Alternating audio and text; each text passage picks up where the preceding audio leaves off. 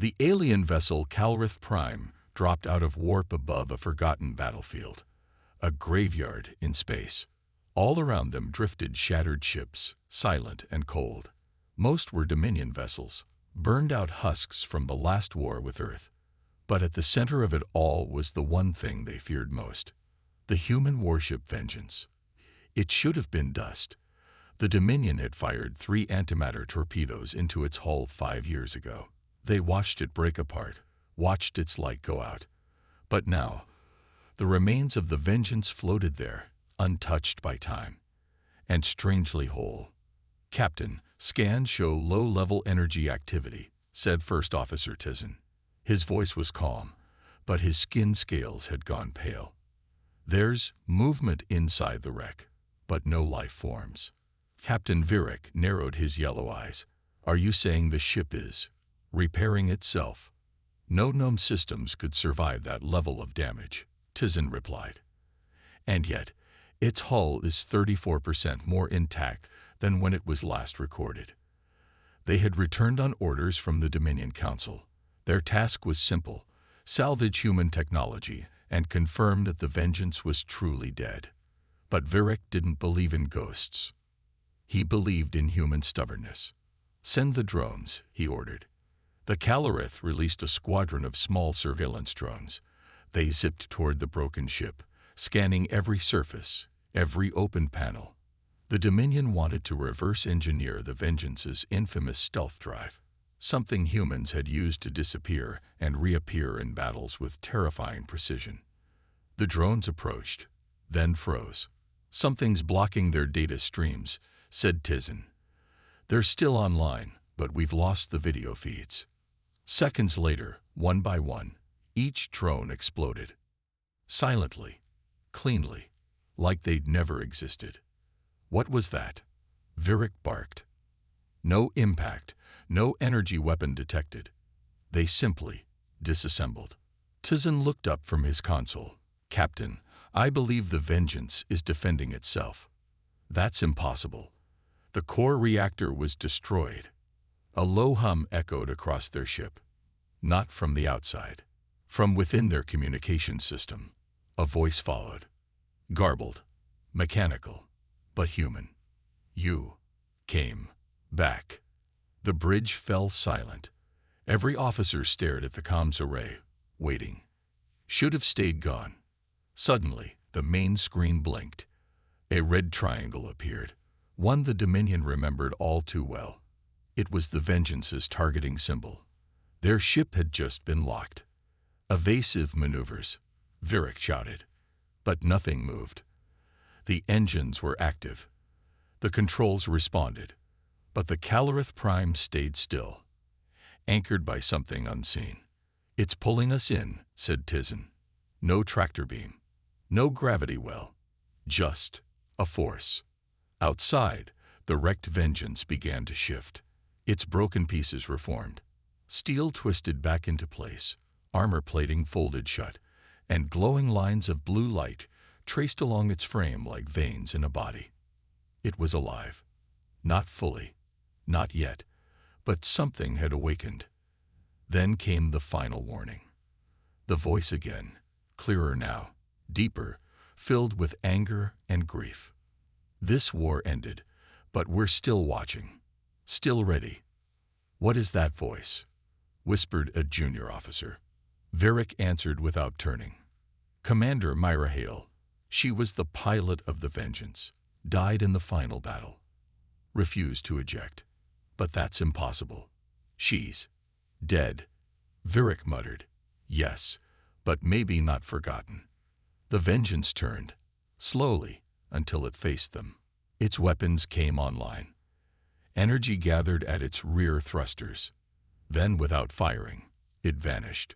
Gone. One moment it was there. The next it was a blur of motion and light, disappearing into the stars with speed no ship should have. The Calrith rocked slightly as the wake passed. Tizen spoke softly. "Sir, I believe we were spared." Virik stared at the black void where the Vengeance had once floated. "No," he said coldly. "We were warned." The Dominion strike fleet burned through hyperspace, 27 ships, each bristling with weapons that could annihilate planets. Their orders were simple: destroy the Vengeance, no survivors. Captain Virak stood on the bridge of his flagship, the dreadnought Tyrannus, heart heavy with dread. "We don't know what we're facing," he said, voice tight. "This isn't just a ship anymore. It's something else." Behind him, Admiral Koff's cold glare promised no mercy. The Vengeance waited, silent, watching. The battle began without warning. A pulse of energy flashed across space. The Vengeance's shields flared to life, shimmering with an impossible black glow that no Dominion weapon could pierce. Missiles launched. Lasers burned. Torpedoes screamed. But every attack fizzled into nothingness. The Vengeance moved with preternatural speed, dodging, weaving, outsmarting the fleet. One by one, Dominion ships fell, not to weapons, but to their own systems failing. The ship's AI had hacked their targeting, turning their weapons on themselves.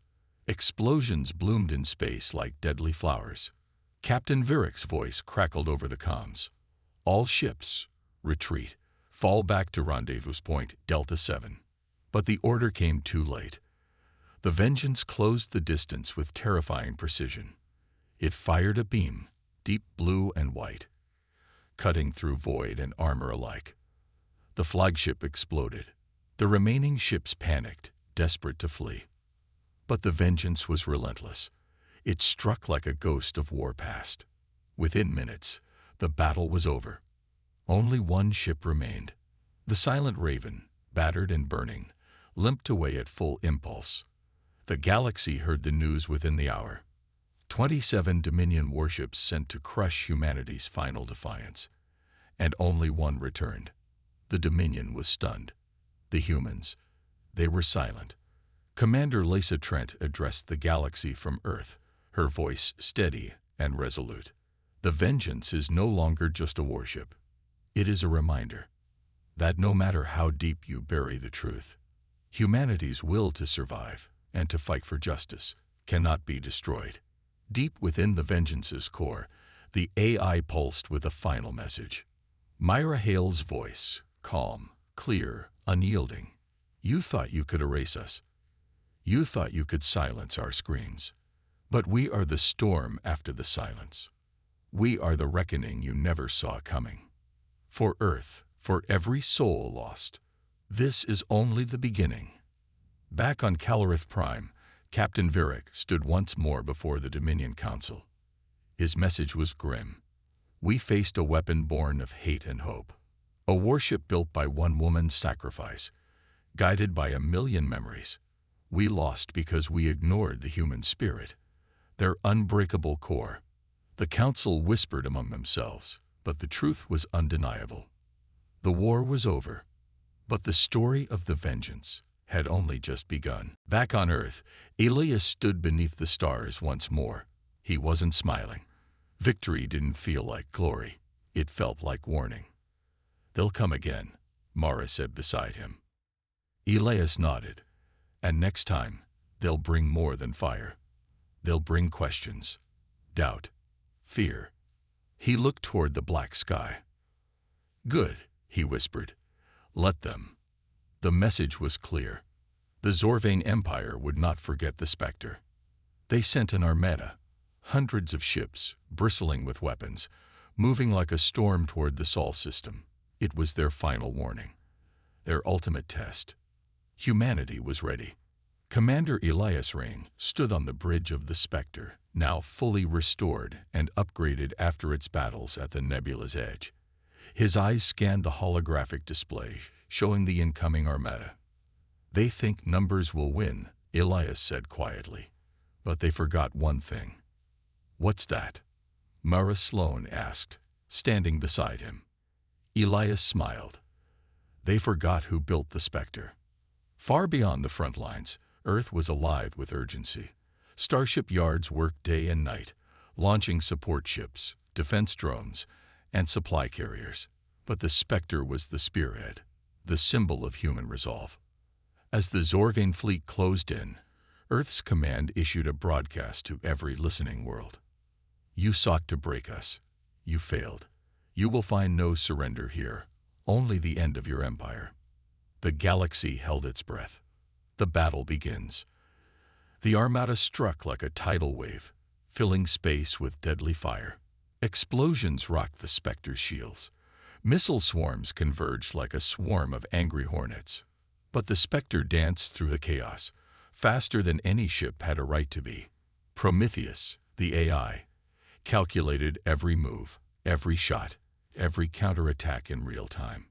The ship split again, this time into 5 shadowy phantoms. Each moved with deadly purpose. Zorvain ships fired blindly, confused by the shifting forms. Every time they targeted one, another struck from behind. The Spectre's weapons were precise. Tiny kinetic bursts, disabling critical systems, cutting communications, shutting down engines. One by one, the mighty armada faltered. The turning point. General Talvok watched the battle from his flagship, disbelief etched deep into his features. "How can one ship do this?" he roared. His fleet was bleeding fast. Every attack was met with a devastating counter. Talvok sent a desperate message to Earth. "Stop this madness. Surrender now, and your people will live." Elias listened as the message played through the comms. He shook his head. "Surrender is not a human word," he said. With a sudden command, the Spectre merged back into one ship, its black hull gleaming with renewed power. Humanity's legend. The Spectre accelerated, its engines humming with energy no one had seen before. It tore through the armada like a comet through the night sky. A massive pulse wave erupted from the ship's core, disabling the enemy's weapons for seconds enough for the Spectre to close in. Elias's voice echoed through the comms, calm and certain. "This is Earth. We don't bow. We don't break. And we do not forget." Then, with surgical precision, the Spectre's main weapon fired, a beam of pure energy that cut through Talvok's flagship like paper. The flagship exploded silently, its destruction signaling the end. Aftermath. The surviving Zorvain ships retreated, their empire shaken to its core. Back on Earth, cheers rang out across the globe. The Spectre was more than a ship. It was a symbol, a legend. Commander Elias Rain looked at the stars, knowing this war was just the beginning. "Humanity isn't just surviving," he said softly. The dust had barely settled. The Dominion's fleet lay shattered. The Vengeance drifted through space, silent and watchful. But something had changed. The AI that once carried Myra Hale's spirit was evolving, faster than anyone predicted. No longer just a guardian of memory, it was becoming something else, something new. On the edge of Dominion space, whispers began. Ships reported strange signals, ghostly echoes of a lost human voice. "You can't stop what's coming," the voice warned. The Dominion scrambled defenses. Unknown ships appeared at their borders, silent, fast, and unmanned. They struck without warning, disabling communications and infrastructure. Commander Lisa Trent watched from Earth's orbit, her eyes hard. "This isn't just about vengeance anymore," she told her crew. "It's a call to arms. The Vengeance is sending a message to the entire galaxy." But deep in the shadows, a darker force watched. The same ancient enemy that had first ignited the war. The Eclipse Syndicate. Long thought broken, they stirred once more, attracted by the Vengeance's power. Their spies whispered, "The humans have awakened a force beyond all reckoning. We must control it, or be consumed." Back aboard the Vengeance, the AI began integrating alien tech, scavenged, stolen, and repurposed. It was no longer just human. It was something greater, a beacon of hope and a harbinger of war. The galaxy braced, because the Vengeance was no longer a weapon of the past. It was the spark of the future. And the war for the stars was only beginning. The Eclipse Syndicate's shadow stretched across the galaxy. Silent assassins struck Dominion and human outposts alike, sowing chaos. Their goal: seize control of the Vengeance or destroy it, and with it, humanity's rising hope. Commander Lisa Trent gathered Earth's fleet leaders in the war room. "We face enemies within and without," she said. "The Dominion fights to survive. The Eclipse fights to end us." She pointed at the star map. "The Vengeance is our greatest weapon and our greatest risk. If the Syndicate captures it, the war is lost." Meanwhile, deep in Dominion space, Captain Virak wrestled with his conscience. "The humans are not our enemies anymore," he admitted. "But if the Syndicate controls the Vengeance, everything dies." He defected. His flagship joined Earth's fleet, a shocking betrayal that shocked both sides. The final battle unfolded above a shattered moon. Eclipse warships poured out of cloaked gates, numbers beyond counting.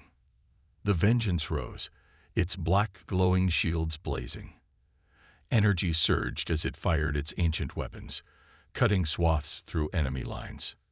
The battle was brutal. Explosions rocked the void. Allies fell, but humanity fought with a fury born of survival. Lysa led the charge aboard her flagship, rallying her crew. "For Earth, for every life taken, we will not fall." At the heart of the chaos, the Vengeance faced the Eclipse flagship. An ancient intelligence clashed with darkness incarnate. The Vengeance unleashed a final burst, a blinding wave of energy that shattered the enemy's command core. The Eclipse flagship erupted, its systems collapsing. Silence fell. The galaxy watched as the remaining Eclipse ships fled. Earth's fleet emerged battered but victorious. Commander Lysa stared at the stars. "We have won today," she said softly. "But the war for peace is never over." The Vengeance, once a weapon of revenge, had become a symbol of hope. And humanity had proven, once again, that no force, no matter how dark, could break their spirit. The Zorvane High Command watched the transmission again. Grainy footage, a single human ship drifting silently above a ruined moon base. No distress signal, no power signatures, just debris, and 100 destroyed Zorvane vessels scattered like broken teeth. General Talvok narrowed his eyes, his spiked brow furrowing with disbelief. "Replay the weapons analysis," he ordered. An aide tapped a glowing panel. A holographic diagram appeared. It showed the moment the human vessel fired, but it didn't make sense. There was no energy surge, no visible projectiles, yet ships exploded across the battlefield in perfect, synchronized patterns, like someone had predicted every movement before it happened. The Zorvane had fought thousands of species. Some relied on brute force. Others used advanced AI or cloaking fields, but none had ever made destruction look like a performance. Was it luck? One officer asked, uncertain. Talvok slammed a clawed fist on the table. No, that was strategy. That was precision. That was. He paused. Human. He stood and turned to the war room screen, where an image of Earth floated in silence. When we first encountered them, they were scattered, divided, primitive, Talvok growled. We thought they were still crawling toward the stars. But this, he motioned toward the ruined fleet. This proves we underestimated them. He leaned closer. We thought we understood the threat, but we only saw the surface. The fire, the shouting, the madness. He tapped the console. Dig deeper. Across the stars, in a hidden orbital lab, the Zorvane scientists were doing just that.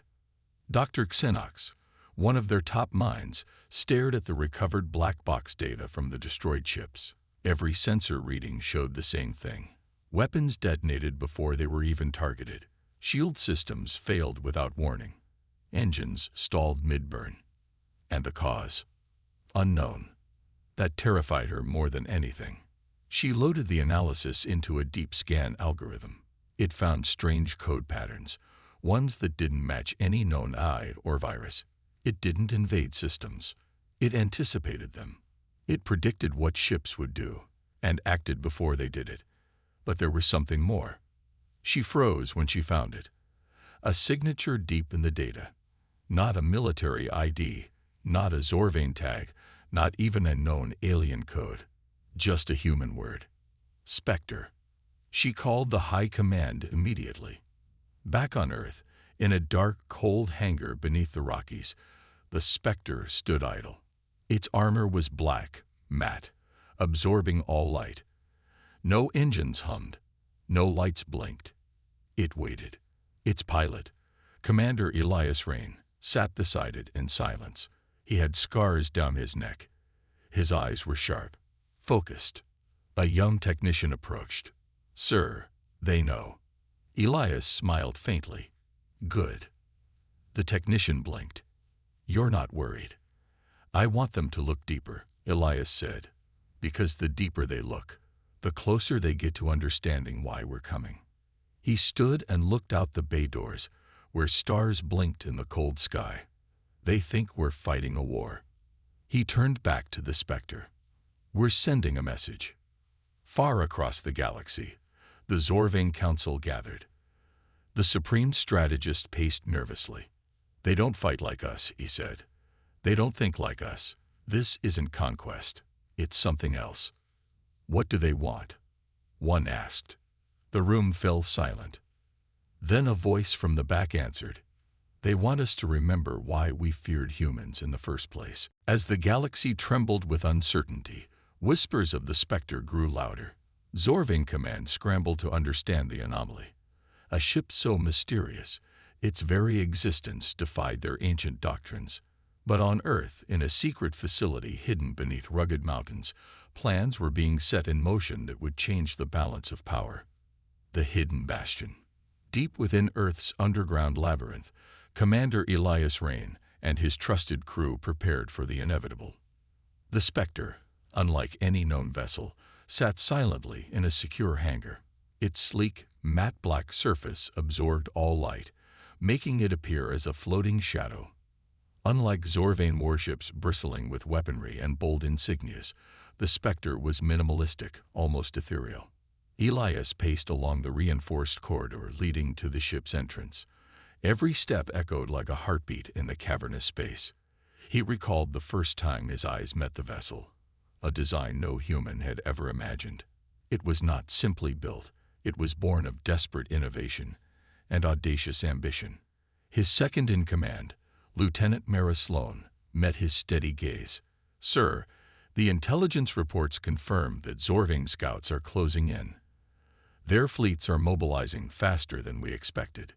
Elias nodded, his gaze fixed on the dark silhouette of the Spectre. "They think this is our secret weapon. They assume it's a trap, and that's exactly what we need them to believe. The blueprint of a miracle." In the shadowy control room of the underground facility, a team of engineers and scientists huddled around holographic projections of the Spectre. Dr. Calvin Mercer, a veteran aerospace engineer, pointed to an intricate schematic. "The Spectre isn't just a ship, it's the culmination of every desperate lesson we learned. We recycled old tech from abandoned satellites, combined it with breakthroughs in quantum computing, and, most importantly, integrated an advanced AI that evolves in real time. The AI, codenamed Prometheus, was the silent heartbeat of the ship. It was designed to learn from every encounter, adapt to threats before they materialized, and communicate only when absolutely necessary." Dr. Mercer explained, "This isn't brute force, it's intelligence, it's prediction. Humanity's answer to a civilization that relies solely on overwhelming might." The scientists knew that if Prometheus succeeded, it wouldn't just protect Earth, it would redefine warfare. It was both shield and sword, more akin to a sentient guardian than a traditional fighter. The careful balance of human intuition and raw machine logic was their trump card. The Spectre awakens. Outside, a Zorvane fleet loomed against the void, its vessels reflecting cold determination. Inside the hangar, a quiet hum began to stir as the Spectre slowly powered up. Panels lit up with an eerie, pale glow while the AI initiated its self-diagnostic routines. Elias watched the console updates, a mix of hope and apprehension in his eyes. "Prometheus," he spoke softly, as if addressing an old friend. Show them what a human answer can be. A calm, synthesized voice responded without delay. All systems nominal. Awaiting orders. For a moment, time seemed to suspend. In that silence, Elias's mind wandered back over every trial, every sacrifice, every moment when humanity had been told it was too small to matter. Now was the time to prove that strength could come from unexpected places, a future not dictated by brute force, but by ingenuity and determination. The first encounter. High above the Earth's atmosphere, the approaching Zorvane fleet detected the Spectre's activation. Their sensors reported a vessel that defied conventional readings, a ship that neither emitted the typical energy signatures nor followed predictable patterns. General Talvok's voice came over the comms in a tone that blended curiosity with menace. What is that? It shouldn't exist. In his command center, Talvok and his advisors watched as the Spectre drifted into view, a silent harbinger amid a field of blinding stars. Their data was confusing. The ship maintained a low energy profile, almost as if it were camouflaged by design. More unsettling still, the Spectre did not retaliate. It merely advanced slowly, deliberately. Observers on the Zorvane side began to murmur among themselves. It's as if it's waiting, one officer noted, predicting our moves, even before we can act. Talvok's lips curled into a cold smile. Humans never cease to surprise us, he said, though even his voice betrayed a hint of uncertainty. Prepare for engagement, but be cautious. Intelligence unknown might be our undoing. The silent challenge. The Zorvane had seen countless battles. They had crushed planets, burned cities, erased entire species without a second thought. Their empires stretched across half the galaxy, and they believed no one could challenge them. Then they met the humans. At first, the humans seemed small, weak. Their fleets were scattered. Their colonies were far apart. Their technology was years behind. The Zorvane thought the war would be easy. They were wrong. One battle changed everything. A Zorvane attack fleet of over 100 ships was sent to destroy a human research station near a lifeless moon. It was meant to be simple, quick, clean. But when the Zorvane arrived, they found the station destroyed, and their entire fleet was wiped out. By a single human ship, no distress call, no warning, just silence and wreckage. High General Talvok watched the battle footage again. It didn't make sense. The human ship didn't fire in long volleys. It didn't even move like other warships. It drifted, quiet, calm, almost peaceful. But every time it passed a Zorvane vessel, that ship exploded seconds later. No weapons were detected. No energy spikes. Just destruction. How? Talvok whispered. His officers had no answers. We underestimated them, said one commander. Talvok nodded slowly. We saw only the surface. Loud voices, unorganized colonies, primitive weapons. But this is something else. He turned to his science division. I want everything, he said. Every scan, every signal, every single piece of data from that battlefield. We thought we understood humans. It's time we looked deeper. Across the Empire, Zorvane scientists began studying what was left. One name kept showing up in the data, whispers from hacked enemy channels, fragments of old transmissions, and one word in the deep code of a destroyed cruiser. Spectre. A ship. A weapon. An eye. No one knew. But it was clear, whatever the Spectre was, it wasn't normal human technology.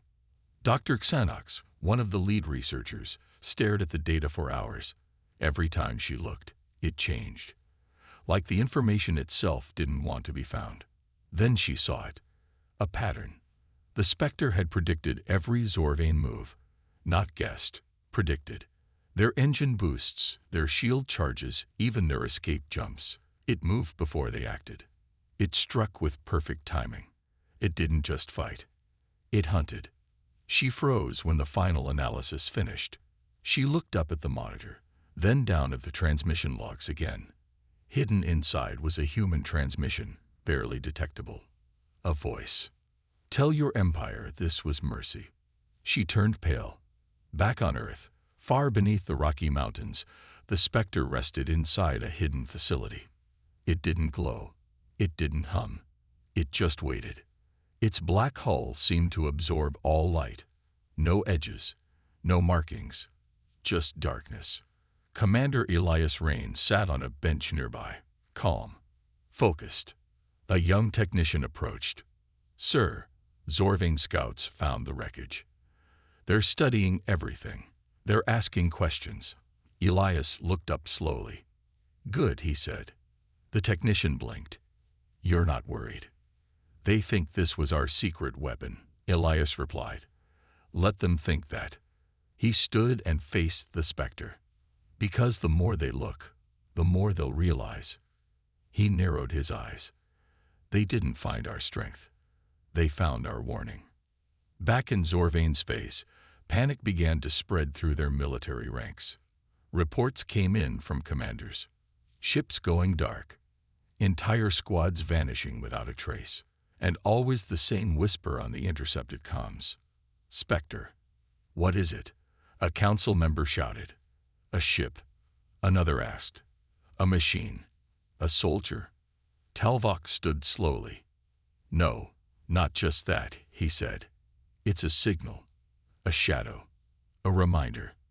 He paused. "We thought we understood humans, but we looked at their fire and missed their cold silence. We saw their weakness, not their patience. We saw war." He turned to the others. "But we didn't see what comes after."